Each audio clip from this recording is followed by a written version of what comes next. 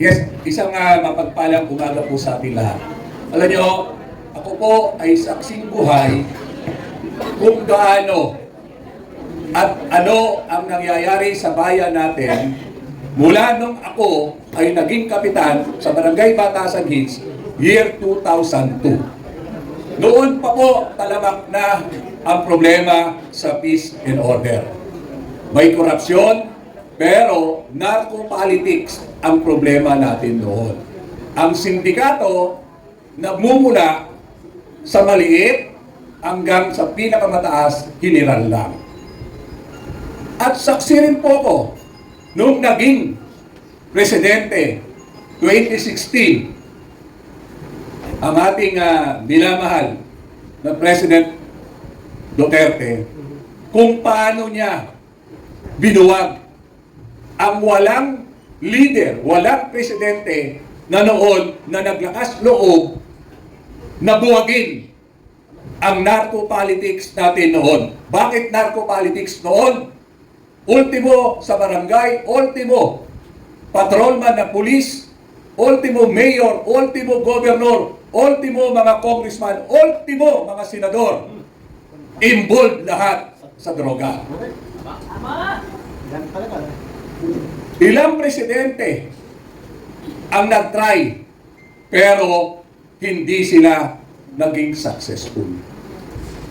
Ang Davao kinilala dahil merong isang mayor na may bayag, nagmamahal at may malasakit sa kanyang nasasakupan. Tama. Which noong 2016, uhaw ang Pilipinas. Uhaw kami sa leader na tumatayo para sa kapakanan ng taong bayan. Kaya, nung naghayag, natatakbo si Mayor Rodrigo Duterte, isa kami sa nagpapasalamat at tumayo na sana tumuloy siya. At noong nanawagan, piso-piso sa luneta, dahil wala nga raw siyang pera, nandun po kami. At doon, taong bayan na ang naghangad ng pagbabago.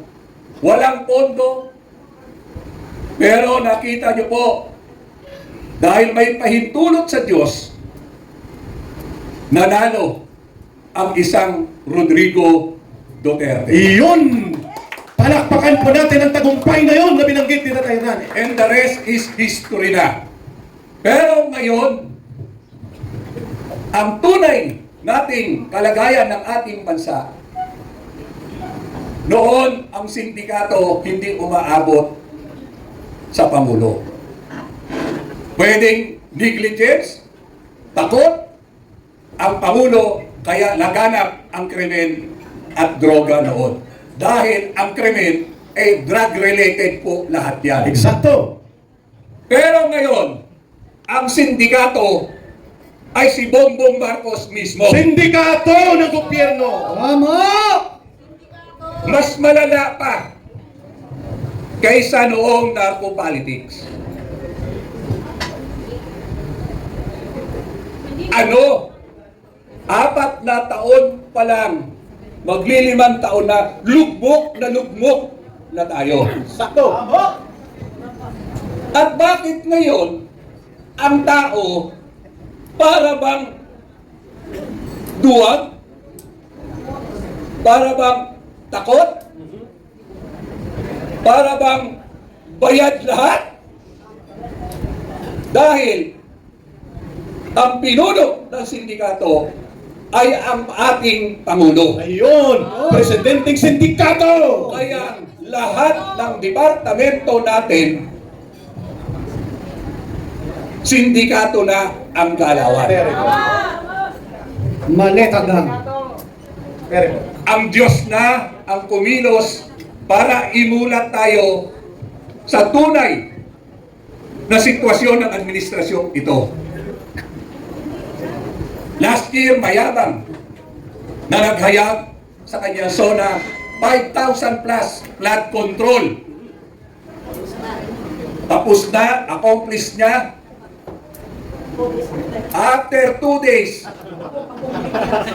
ang Diyos ang gumawa, pinasinungalingan ang sindikatong BBM na to. Bumaha, pinakita, pinamulat sa atin kung gaano kawalang hiya. Alam nyo, kasi pagka-addict ka, wala ka ho sa tamang pag-iisip. Konektado lahat po yan. Kahit tanong nyo kung may kamag-anak kayong addict. Nakikita namin talaga yan. Tama yan. Buong pamilya namumroblema. Buong pamilya ninanakawan. Pag wala nang manakaw sa pamilya, sa kapitbahay na nagnanakaw at sa buong komunidad na. Tama. Yan ang nangyayari kay Bongbong Marcos ngayon. Addictus. Hinigitan pa ang pagkawalang hiya ng ama. Sabi nga natin noon, nung kumakandidato at naniniwala tayo sa kanya, ako, hindi ko binoto talaga yan. On the record do yan. Mabuti si Tatay Rani, hindi na nadamay sa budol ni Marcos. Na ang kasalanan ng ama, hindi kasalanan ng anak. Tama naman. Pero ngayon, ang kasalanan ng ama, hinigitan pa ng anak! Yeah! Malala! Nakakalungkot po dahil lahat kontrolado ng sindikato dahil ang gobyerno ang sindikato nabubusalsalan. Bukod sa pera, may takot dahil buti pa yung ama, deklarado ang martial law, pero yung silent martial law ngayon natin mas nakakatakot.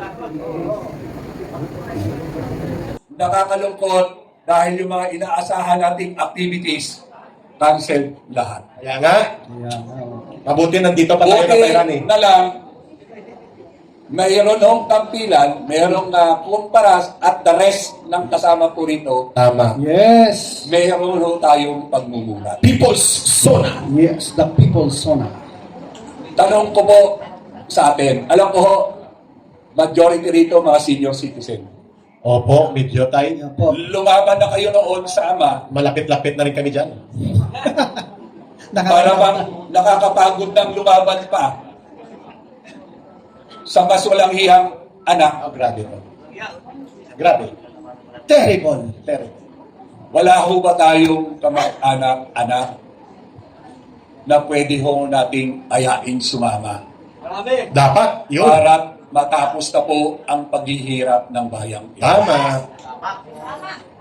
Naniniwala po tayo sa mapayapang protesta. Mhm.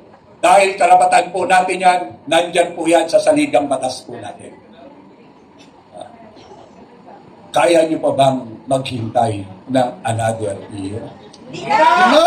Lugmok na, Tatay Rani. Lugmok ng bayan. Alam nyo, pag ito wala tayong ginawang aksyon laban sa korupsyon, laban sa sindikato, mas masahol pa ho tayo sa bulok na isda. Correct. We agree. Hinayaan natin mangyari ang di dapat mangyari, sisingilin tayo ng susunod na henerasyon. Yan. Yan talaga. At sasabihin sa atin, ano ba ang ginawa nyo? Bakit? Lugmok na ang bayang ito. Pati kinabukasan namin, niwasak, ninakaw pa. Ano?